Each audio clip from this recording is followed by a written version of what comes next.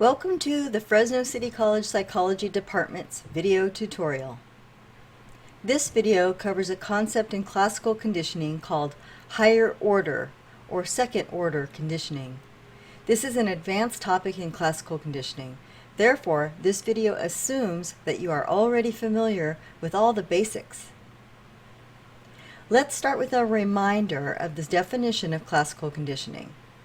Classical conditioning occurs when a previously neutral stimulus comes to elicit a response through its associations with the stimulus that naturally brings about that response.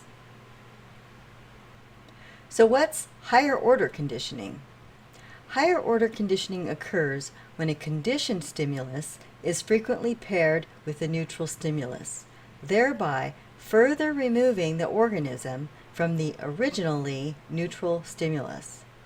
I am using the term organism to refer to any living thing with a nervous system: dog, cat, human, etc. The difference between this definition and the definition of classical conditioning is that there's no unconditioned stimulus here.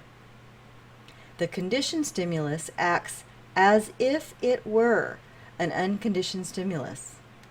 Let's look at some examples to help you grasp this concept. Higher order conditioning starts with regular classical conditioning.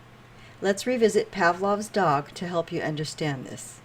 Remember, the sound of the metronome was the previously neutral stimulus that became a conditioned stimulus after frequent pairings with the food. And of course, when we say pairing, we mean that the metronome sound came before the food on a regular basis.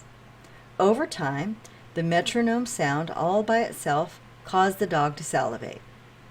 Pavlov wondered what would happen if he now regularly preceded the metronome sound with a different neutral stimulus, such as the presentation of a black square. The black square is labeled in this figure as the second order stimulus. This is a second neutral stimulus that is twice removed from the unconditioned stimulus. Over time, the second order stimulus will come to elicit the conditioned response all by itself. This is higher order conditioning. It is sometimes referred to as second order conditioning, and regular classical conditioning is sometimes referred to as first order conditioning. Let's take a look at a couple more examples. Let's say that there's a certain popular song that a new couple dances to. The song starts to play, they go out on the dance floor together and experience those pleasant feelings that couples get as they hold each other close and sway to the music. Over time, the song all by itself will elicit those pleasant feelings, even in the absence of the partner. Now imagine that the partner frequently hears the song on the car radio. Now the car and the song are paired together, such that over time, the car all by itself can elicit pleasant feelings. The car is twice removed from the unconditioned stimulus, dancing close with the partner. I did not label all the parts of the classical conditioning in the previous slide. Let's see if you can answer a multiple choice question regarding the parts. In the above example, what's the unconditioned stimulus? Is it the certain song, the dancing close with the partner, the pleasant feelings in response to the song, or the pleasant feelings in response to dancing close with the partner? Pause the video now if you need some time to think about your answer. The unconditioned stimulus is the dancing close with the partner. Let's go over all the parts on the next slide just to be sure that you have it. In the original classical conditioning, or first order conditioning, the song starts out as the neutral stimulus that is paired with the dancing close with the partner. The close dancing is the unconditioned stimulus that causes the unconditioned response of pleasant feelings. Remember, those are unconditioned because the individuals in the couple did not need to learn to feel good in the arms of their partner. Over time, the song goes from neutral to conditioned. The conditioned stimulus, the song, elicits the conditioned response, pleasant feelings.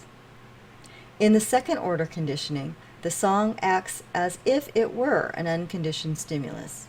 You see that it is in the position that the U.S. typically occupies in our diagram. The car starts out neutral and over time becomes a conditioned stimulus for pleasant feelings. You might be wondering why I am insisting on using the term higher order conditioning rather than second order conditioning. Let's look at an even more complex example to help you understand. As I said before, all higher order conditioning starts with regular classical conditioning. It is not uncommon for chemotherapy patients to experience some classically conditioned nausea because there are lots of stimuli in the chemotherapy environment that can regularly precede the treatment. In my example, I have selected the presence of a familiar nurse. In the first order conditioning, the nurse starts out as neutral, that is, his presence does not cause any nausea in the patient. The chemotherapy acts as an unconditioned stimulus that causes the unconditioned response of nausea. Over time, the sight of the nurse, because of his association with delivering the chemotherapy, causes the patient to become nauseated. Sometimes chemotherapy patients will report feeling a bit nauseated if they run into a familiar nurse outside the hospital, like in the parking lot or even at the grocery store. Before seeing the nurse, the patient will sit and wait in the hospital waiting room. This sets the stage of second order conditioning. The waiting area starts out neutral, but soon gets paired with the nurse, who is now eliciting nausea. Now the patient is feeling sick, just sitting in the waiting area. Here's where things get complicated. Before sitting in the waiting area, the patient walks down the hospital hallway. Over time, the hospital hallway may begin to elicit nausea because of its association with the waiting area that is associated with the nurse who is associated with the chemotherapy. Eventually, just the hospital parking lot may elicit nausea. You see now why it is called higher order conditioning. The new conditioned stimulus can be far removed from the first order unconditioned stimulus. Before concluding this video tutorial, let's go through a multiple choice question. For chemotherapy patients, a conditioned response might be the hospital waiting area, the chemotherapy drugs, the nausea elicited by the chemotherapy drugs, or the nausea elicited by just driving by the hospital.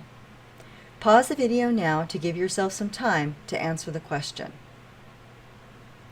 A conditioned response might be nausea elicited by just driving by the hospital. The hospital waiting area would be a conditioned or learned stimulus. The chemotherapy drugs would be an unconditioned stimulus because they naturally cause nausea. The nausea elicited by the chemo drugs would be an unconditioned or natural response. This concludes our video tutorial on higher order conditioning. Thank you.